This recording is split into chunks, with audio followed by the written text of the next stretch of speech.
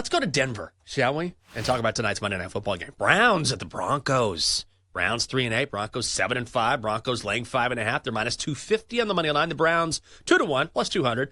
Total is set at 41 and a hook, Chelsa. And thanks to all you guys who are watching us right now on X. We're streaming live in our final hour. Appreciate that. Tried to dress up for you. I still look like a turkey. I know it, so you don't have to tell me. I know it. Chelsa, what was your initial thought when you looked at this game? And do you have a bet? Yeah, looks like the Broncos all the way because you said this earlier in the show. Sometimes it's hard to get your mind out of like that square, headspace where you're just like, oh, duh, the Broncos are going to win. The Browns are bad. This is a home game for the Broncos. But every single bit of ammo is going towards the Broncos here. They have been good in this position. I think in the NFL, it's about X's and O's, but it's also about what is the market telling you about this team based on the numbers. And have they covered these? So Denver has been outrageously good as favorites this year. 5-0 against the number when favored in these contests, winning all of these games by 10-plus points. Some of these games have been absolute blowouts. So that's the thing. When the Broncos are facing lesser competition and the market actually gives them credit, this is usually a spot where you want to back them. So it feels like a good spot for Denver, who Bo Nix is putting up good numbers. You look over the last 3 games, 8 touchdowns, no interceptions. And you look at this Browns defense, which, traditionally you would say, okay, a Jim Schwartz-led defense is a good defense. And maybe it's a tough matchup for a rookie quarterback. But you look at some of the outputs, that other teams have put up against this Cleveland defense, and it's just you can't really make a great case for it. When New Orleans is scoring 35 points on you, when the Chargers, who are a good team, but not necessarily an explosive team, are scoring 27. It's just hard to back this Cleveland team, especially with Jameis Winston. Maybe you could say, okay, he's a feast or famine guy. Maybe you get good Jameis Winston, but it feels like it's a terrible defensive matchup. Denver is putting up some of the best defensive numbers of any team in the NFL right now. So just based on the numbers, I can't go with Cleveland here. The only case is, maybe Jameis Winston is good and maybe 6 points is too many. But every single bit of ammo goes for the Broncos here. Yeah, I agree with you. And I think when we get to this point in the season, then if teams are playing for something versus not playing for something, it matters in a big way. And look, these guys are pros. It's never easy in the NFL. Guys aren't going to give up because even if you're not playing for something, you're playing for your job. If you're not a superstar, you're trying to impress the coaches so you can stay on the team. But there is a bit of a lack of motivation. That's just sort of inherent. And the Broncos are trying to stay alive here. So the Browns can definitely play with anyone.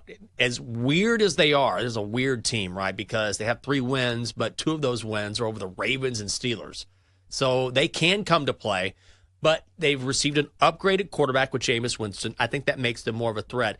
But ultimately, I'm like you. The Broncos are playing for playoff positioning, trying to make the postseason. And I just like the way that they're trending as opposed to where the Browns are trending. And when you have a rookie quarterback like the Broncos do, look, you're going to have ups and downs. You're never just going to immediately get better. But Bo Nix throughout the season has really started to progress and come alive in that Sean Payton offense. He's getting more and more comfortable. And I think it speaks to the fact that when he was chosen as early as he was in the NFL draft, there were a lot of question marks like, man, they must really like Bo Nix to draft him this side. This is Sean Payton's choice. And you know what? Thus far, he's proved himself right because early on, it was just small passes into the flat, not really going anywhere. Now we're seeing Bo Nix look more comfortable going downfield, finding a weapon like he has in Cortland Sutton. And then defensively, that's truly, I think, the real key here. The Broncos can score, but how they really win games is with their defense because this is the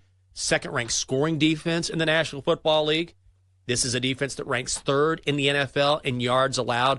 And even though Cleveland has received a serious upgrade at quarterback in Jameis Winston, I'm not quite so sure they can move the ball enough against this Broncos defense to keep it within the numbers. So it's kind of a dead number anyway, sitting there at -5.5. So I will lean Broncos -5.5. Also, do want to mention the trends here, which are working in your favor. In the last 9 meetings between these two teams, Broncos 6-3 against the numbers. So Denver it is, Chelsa. I'm trying to like poke holes, in our play because I think that's an important exercise. Like when you feel good about something, you need to come at it, from every angle. It's like a defense attorney, like getting your witness ready for the stand. So I'm trying to look at points for Cleveland, and I will say they do have a big rest advantage here. They have not played in a game since November 21st, that snow game, which was a win over the Steelers. And I'll also say this, against the best teams on their schedule, they've actually covered and won 2 of those games. Looking at the games against the Eagles, they lost that one, but covered the 8.5.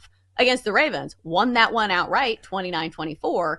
And against the Steelers, won that one outright as 3.5-point dogs. Obviously, snow played a bit of a factor there, but still, like, I just feel like it's the ultimate volatile squad because they have great pieces on their defense, obviously. And Jameis Winston can put it together occasionally. It's just, I don't think they're trustworthy enough for me to put my money on it. So we were looking at some other angles in this game. I think we're pretty much sold on Denver covering the number. So from a prop standpoint, I just mentioned how volatile Jameis Winston can be. I feel like from that standpoint, I don't really want to bet on props for that reason either, especially when the defensive matchup is this tough. Like maybe against a different defense, I would feel differently about Jerry Jeudy and the receiving core. But I think I'm going to look to the other side. And I'm going to go with Denver and looking at Cortland Sutton. Feels kind of like a square play because Cortland Sutton has been on absolute fire as of late, having at least 70 receiving yards in 5 straight games, along with 3 touchdowns, coming off his biggest game of the year, 2 touchdowns, 97 yards on 10 targets and 8 receptions against the Raiders. So is it more the same for Cortland Sutton tonight? This is going to be my play. Yeah, I'm going to be on it. So I like the Broncos. I lean the Broncos, but I don't know. It's like I always say, if you're not completely confident in a bet, and there's always, I think you make a very good point, which is you always need to try to make a case for the other side because it's never a bet is never as easy as, I like this number, this team's going to win. The number is the number for a reason. But I do lean Broncos because I have a hard time making a case for the Browns. But I do think that Cortland Sutton is going to be my favorite play tonight just because of how he's performed recently. And since we were talking about the improvement of Bo Nix, right? Then if you want to see improvement, if you think you're going to see improvement, that means he will continue to look for his wide receiver 1. And also, if you look at this Browns defense, this is a very good defense. But they do have some weakness in the secondary. Their real strength is up front, right? The key for the Broncos, and especially for this prop to hit, is to make sure you keep Bo Nix upright and keep Myles Garrett out of his grill, which is a lot easier said than done. But also Cortland Sutton as a receiver has a lot of success against man coverage because he's so difficult to cover.